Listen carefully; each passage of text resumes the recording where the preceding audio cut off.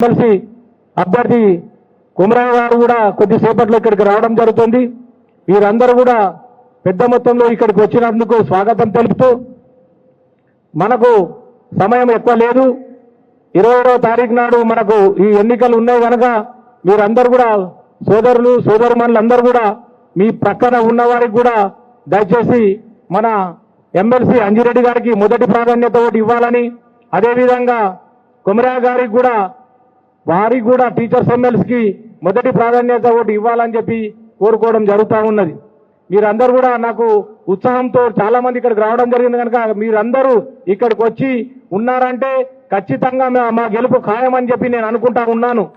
ఎందుకంటే మీరందరూ పిలవగానే పెద్దలు కేంద్ర మంత్రివర్యులు బండి సంజయ్ అన్న గారు వస్తున్నారని తెలియగానే ఇక్కడ మీరు రావడం కూడా మాకు చాలా సంతోషకరం. మరియు మన శాసనసభ్యులు పెద్దలు మీ అందరికీ తెలుసు, ఇచ్చిన మాట ఎప్పుడైనా సరే తిరిగి మీకు ఏవైతే మాట ఇచ్చారో వారు మడమ తిప్పకుండా ఖచ్చితంగా మీకు అన్ని సేవల్లో ముందుంటారని కూడా మీ అందరు కూడా తెలుసు. కొన్ని విషయాల్లో ఆలస్యమైనా తప్పకుండా నెరవేర్స్తాం. ఇప్పుడు పెద్దలు కూడా చాలా విషయాలు మన ముందు ఇస్తారు, దశ దిశ నిర్దేశిస్తారు. మీరందరూ కూడా మళ్ళీ ఈ 21వ తారీఖు నాడు మీ పక్కన ఉన్న సోదరుమణులకు మరి మీ ఫ్యామిలీ మెంబర్స్కు ఎవరైతే ఎన్రోల్ చేసుకున్నారో వారందరికీ కూడా మీరు ఓటేయాలి.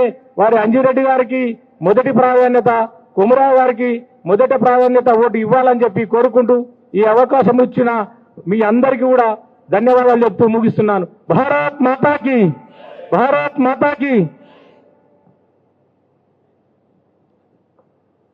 పెద్దలు గౌరవనీయులు కామారెడ్డి శాసనసభ్యులు కాటిపల్లి వెంకటరామరెడ్డి అన్నగారు మాట్లాడాల్సిందిగా కోరుతున్నాను.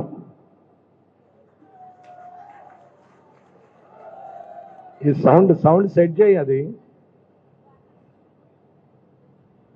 ఈ కార్యక్రమానికి విచ్చేసినటువంటి పట్టభద్రులందరికీ కూడా స్వాగతం తెలియజేస్తూ, అట్లాగే ఈ ఆత్మీయ సమ్మేళనంలో పాల్గొన్న బండి సంజయ్ అన్నకి అలాగే వేదికను అలంకరించిన మిగతా పెద్దలందరికీ కూడా నా హృదయపూర్వక స్వాగతం తెలియజేస్తూ, ఇక్కడ ఒక్క కామారెడ్డి నియోజకవర్గంలోనే సుమారు అంటే 7,900 చిల్లర పట్టభద్రుల ఓట్లు ఉన్నాయి. అట్లాగే 1,200 చిల్లర టీచర్స్ ఓట్లు ఉన్నాయి. ఇవాళ హైదరాబాదు, రంగారెడ్డి, మహబూబ్ నగర్కు సంబంధించి ఏవిఎన్ రెడ్డి గారు టీచర్ ఎమ్మెల్సీగా ఉన్నారు. అలాగే అక్కడ నల్గొండ, ఉమ్మడి నల్గొండ, వరంగల్, ఖమ్మంకు సంబంధించి టీచర్ ఎమ్మెల్సీగా సరోత్తం రెడ్డి గారు ఉన్నారు. ఇక్కడ టీచర్ ఎమ్మెల్సీగా కుమరయ్య గారు, అలాగే గ్రాడ్యుయేట్ ఎమ్మెల్సీగా పట్టభద్రుల ఎమ్మెల్సీగా అంజిరెడ్డి గారు, ఇక్కడ ఉమ్మడి ఆదిలాబాద్, ఉమ్మడి నిజామాబాద్, ఉమ్మడి మెదక్, ఉమ్మడి కరీంనగర్ 10 పాత జిల్లాలకు సంబంధించిన ప్రతి దగ్గర మన వాళ్ళు ఉన్నారు. ఇప్పుడు ఈ 3 ఎమ్మెల్సీలు గెలవడం వల్ల ఈ రాష్ట్రం మొత్తం మీద ఉన్న 119 నియోజకవర్గాల్లో ఎక్కడైతే భారతీయ జనతా పార్టీ ఎమ్మెల్యేలు, ఎంపీలు లేరో అక్కడ ప్రాతినిధ్యం వహించే అవకాశం వస్తుంది అనేది ముఖ్యంగా అందరూ గమనించాల. కాబట్టి పట్టభద్రుల కోసం కానీ టీచర్ల కోసం కానీ కొట్లాడింది బండి సంజయ్ గారు.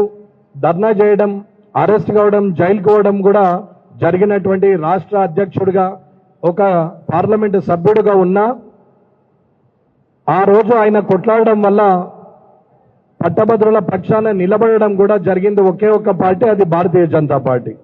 కాబట్టి దయచేసి అందరూ కూడా పట్టభద్రులు ఆలోచించాలా, ఇవాళ టీచర్లు కూడా ఆలోచించాలా. ఒక వ్యక్తి వచ్చి ఒక పార్టీ వారి పక్షాన, ఉద్యోగస్తుల పక్షాన ఉండి కొట్లాడినటువంటి పార్టీ భారతీయ జనతా పార్టీ. అందుకే ఇక్కడ ఉన్నటువంటి టీచర్లు కూడా అలాగే పట్టభద్రులు కూడా ఆలోచించి నిర్ణయం తీసుకొని ఎవరైతే మీకు ముందుండి మీకు మద్దతు తెలిపినో, ఎవరైతే అధికారం కోసం ఆలోచించకుండా మీ సమస్యల పట్ల సానుకూలంగా స్పందించారో ఆ వ్యక్తులు ఉన్న పార్టీ భారతీయ జనతా పార్టీ. కాబట్టి అందరూ ఆలోచించి ఇవాళ పట్టభద్రుల ఎమ్మెల్సీ అభ్యర్థి అయిన అంజిరెడ్డి గారికి మీరు ఓటేసి గెలిపించాల్సిందిగా కామారెడ్డి నియోజకవర్గంలో ఉన్నటువంటి పట్టభద్రులందరికీ అలాగే టీచర్లందరికీ కూడా సవినయంగా కోరుకుంటూ, టీచర్లు కూడా కొమరయ్య గారికి మద్దతు ఇచ్చి గెలిపించాలని కోరుకుంటూ మీ మొదటి ప్రాధాన్యత ఓటు 1 నంబర్ వేసి మీరు మొదటి ప్రాధాన్యత ఓటు వేయాలని చెప్పి కోరుకుంటూ ఈ కార్యక్రమానికి పిలవగానే వచ్చిన పట్టభద్రులందరికీ కూడా నేను ధన్యవాదాలు తెలియజేస్తూ ముగిస్తున్నాను. జై హింద్, జై భారత్.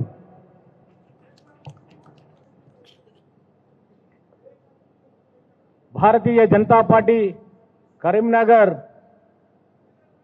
పార్లమెంటు సభ్యులు, కేంద్ర హోంశాఖ సహాయ మంత్రి వర్యులు, పెద్దలు గౌరవనీయులు బండి సంజయ్ అన్న గారిని మాట్లాడాల్సిందిగా కోరుతున్నాం. భారత్ మాతాకి. ఇది టీచర్లైనా గ్రాడ్యుయేట్స్ అయినా పార్టీ కార్యకర్తలు కాకుండా అనొచ్చండి. ఇది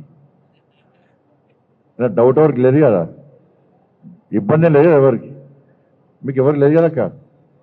భారత్ మాతాకి, భారత్ మాతాకి. జై శ్రీరామ్, జై శ్రీరామ్. అందరికీ నమస్కారం. ఇప్పటివరకు జిల్లా అధ్యక్షులు రాజు గారు, మా వెంకటరమణ గారు అనేక విషయాలు మీకు చెప్పడం జరిగింది. ఈరోజు సర్వే రిపోర్ట్స్ వచ్చినాయి అంటే మీరు కూర్చుంటారు, కనబడతారు.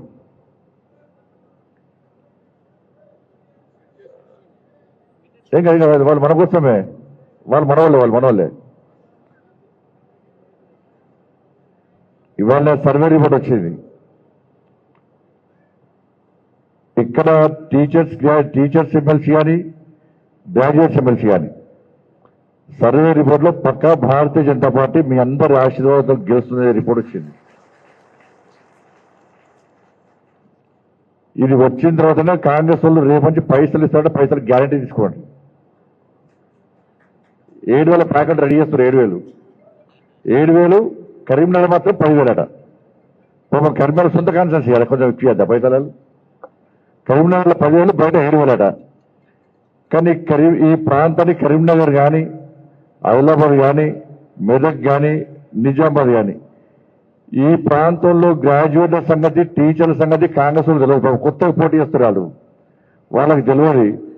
పైసలు తీసుకోరు, తీసుకున్న ఓటు బిడ్డ నువ్వు నాకు పైసలు ఇచ్చి ఓట్లు కొంటావు నువ్వు అని ఎక్కడ కూర్చోని అక్కడ కూర్చోరు. మరి మీకు తెలుసా, నాకు బాగా తెలుసు. నాకు